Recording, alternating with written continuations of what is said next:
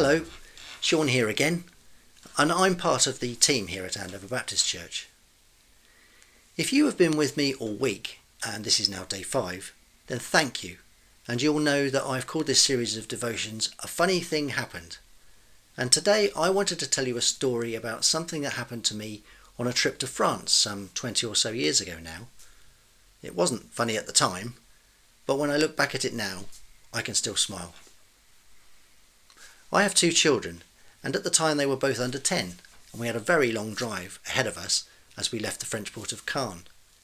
We'd already experienced a long overnight crossing of the English Channel by ferry, and both my wife and I were quite tired, at least that's the excuse I am giving you for what we did next. The kids were both quiet in the back of the car. My daughter was asleep, and, planning ahead for the trip, we bought my son a brand new Nintendo Game Boy, a few games and some headphones, and sure enough the plan worked, as he was already back behind us in the car seat fighting the Pokemon on his Game Boy. We soon reached the start of the autoroute, which would be the quickest way getting us all the way down to the house near Bordeaux where we would be staying, and we pulled up at the first toll booth. It was automated, and being in France the slot was on my wife's side of the car. I wasn't sure how much you had to pay, so I just said to my wife, feed in a €20 note or something like that, and we'll see how far it gets us. She had a few unsuccessful attempts at this, and in my mirror I could see the queue of impatient French drivers building up behind us. So, being the very supportive and understanding husband that I am, I impatiently snapped, "Well, get on with it then, for goodness sake, it can't be that difficult." Something like that. "All right then, you do it," she replied. Now, the queue behind us was long, and I was panicking a bit, so I jumped out, ran round to the booth, forgetting that earlier I'd removed my shoes so as to be comfortable for the long drive, and there I was for about 30 seconds or so in my socks, attempting to feed a €20 note into a slot that clearly was far too small for it. I wanted the road to open up and swallow me, and looking at the angry red face of the driver in the car behind me, so did he. By this time, he'd had enough, so he opened his door, leant out and shouted in his best English, "Not money in, take ticket out!" Then the horrible realisation hit me that of course you don't feed money into the machine.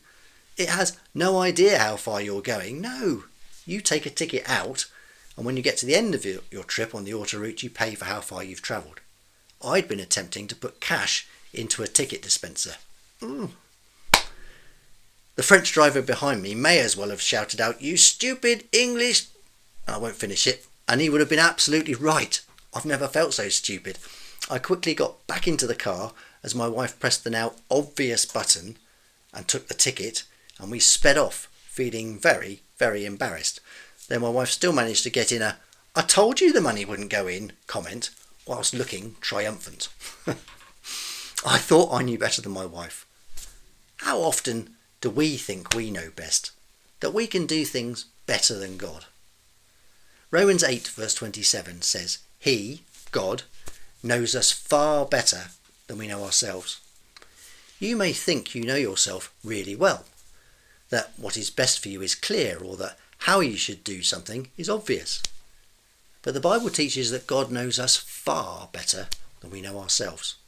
He sees right through all the stories we build up about ourselves, the lies we construct in our minds to justify some of our actions. He sees right to the heart of things, and he sees the paths ahead and the outcomes of our potentially different actions. So of course he always knows what is best for us, when we so often don't, or when we get angry with him for not choosing what we think is the right path. When I was stuck at that toll booth in France, getting cross with my wife, I thought I knew best, and I even grabbed the money and tried to prove it. How wrong I was, and how quickly was my pride brought crashing down. My prayer for you today is that you'll seek God's plan for you for the next few hours. What does he want from you? Who does he want you to speak with? What action should you take about that thing you've been meaning to do for so long? Pray with God and ask him to show you, and then see how your day unfolds. And learn to recognise when he's done something, placed you with someone, and that way you'll trust him more and learn to see his influence in your life. God always knows best. The song I've chosen for today is called If I Have Not Love by Matt Redman, and you'll find a link to the song in the description below this video. I've chosen the song not for its relevance to today's subject, but because it's a wonderful calming song to listen to, and maybe before you move to the rest of your day today, and I hope you can relax for 5 minutes, listen to the words and ask God to guide your path today. I'm really grateful to you for listening to me this week, and I hope you can join us again next week for the start of a new set of devotions. Goodbye.